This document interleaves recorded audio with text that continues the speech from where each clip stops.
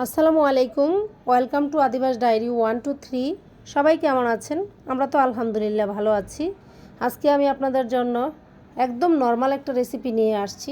নদীর পাঁচমিশালি মাছ আজকে আমি টমেটো দিয়ে ঝোল করেছি। টমেটো দিয়ে নদীর মাছ এভাবে ঝোল করলে আমার হাজব্যান্ডের আর কোনো কিছুই লাগে না, একটা তরকারিই তার যথেষ্ট। তো চলুন কীভাবে রান্না করি দেখা যাক। প্রথমে চুলায় প্যান বসিয়ে দিলাম রান্নার জন্য, এরপরে দিয়ে দিলাম রান্নার রেগুলার সয়াবিন তেল। তো এখন দিয়ে দিচ্ছি পেঁয়াজ কুচি, যেহেতু টমেটো দিয়ে রান্না করব পেঁয়াজটা এখানে একটু বেশি দিতে হবে। তো পেঁয়াজটা দিয়ে কিছুক্ষণ নেড়ে চেড়ে পেঁয়াজটা জাস্ট আমি একটু নরম করে নিব। পেঁয়াজটা যখন নরম হয়ে গেছে তখন এখানে আমি দিয়ে দিচ্ছি কাঁচামরিচ, তারপরে দিয়ে দিলাম 2টা টমেটো, যেহেতু মাছ একটু বেশি নিয়েছি পরিমাণে। তো টমেটোটা দিয়ে আর পেঁয়াজটা দিয়ে আর একটু নেড়ে চেড়ে নিচ্ছি। এখন দিয়ে দিচ্ছি গুঁড়া মশলাগুলো, হলুদের গুঁড়া, মরিচের গুঁড়া, ধনিয়ার গুঁড়া আর স্বাদ মতো লবণ। এগুলি দিয়ে আমি একটু নেড়ে চেড়ে নিচ্ছি। তারপরে অল্প পরিমাণে একটু পানি দিয়ে দিব, যেন মশলাটা কোনো ক্রমে পুড়ে যেতে না পারে। তো পানিটা দেওয়ার কারণে মশলাটা সুন্দর মতো কষানো হয়ে যাবে আর মশলাটা পুড়বে না।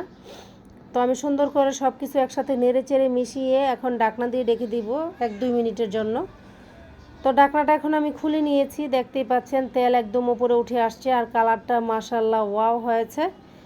তো এখন আমি ধুয়ে রাখা পাঁচমিশালি মাছগুলি দিয়ে দিচ্ছি, একদম টাটকা মাছ। গতকাল দেশের বাড়িতে গিয়েছিলাম, সেখান থেকে নিয়ে আসছি একদম টাটকা মাছগুলি। এখানে পাঁচমিশালি মাছ আছে। তো মাছটা দিয়ে প্রথমে আমি একটু নেড়ে চেড়ে দিব আলতো হাতে, যেহেতু এটা কাঁচা মাছ। তো মাছটা দিয়ে ভালো করে নাড়াচাড়া হয়ে গেলে এখন আমি কিছুক্ষণের জন্য ঢাকনা দিয়ে রেখে দিব, কয়েক মিনিটের জন্য আর কি। তো যখন মাছ থেকে পানি ছেড়ে দিবে তখন ঢাকনাটা উঠিয়ে নিয়েছি।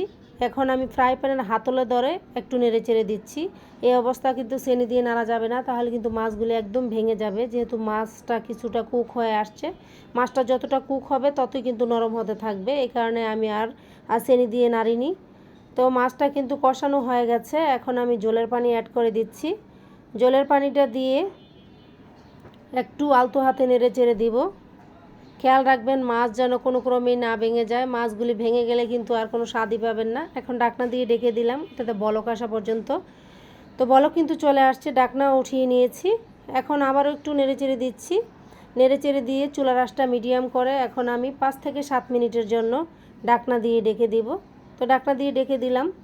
5 থেকে 7 মিনিট পরে ঢাকনাটা খুলে নিয়েছি, দেখতেই পাচ্ছেন একদম সুন্দর একটা কালার এসে গেছে আর মাছটাও কিন্তু রান্না হয়ে গেছে। চুলাটা বন্ধ করলে জলটা আর একটু কমে যাবে।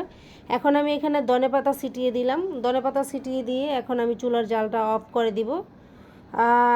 ধনেপাতা দেওয়ার পরে আর আমরা বেশি একটা জাল করি না, তাহলে ধনেপাতার স্মেল কিন্তু একদম নষ্ট হয়ে যায়। তো এতক্ষণ যারা যারা আমার সাথে ছিলেন, আমার ভিডিওটা কন্টিনিউ করেছেন, আপনাদের সবাইকে অসংখ্য অসংখ্য ধন্যবাদ। তো এরকম নিত্য নতুন ভিডিও পেতে আমার চ্যানেলটি ফলো দিয়ে রাখবেন আর সবাই আমার পাশে থাকবেন। আল্লাহ হাফেজ।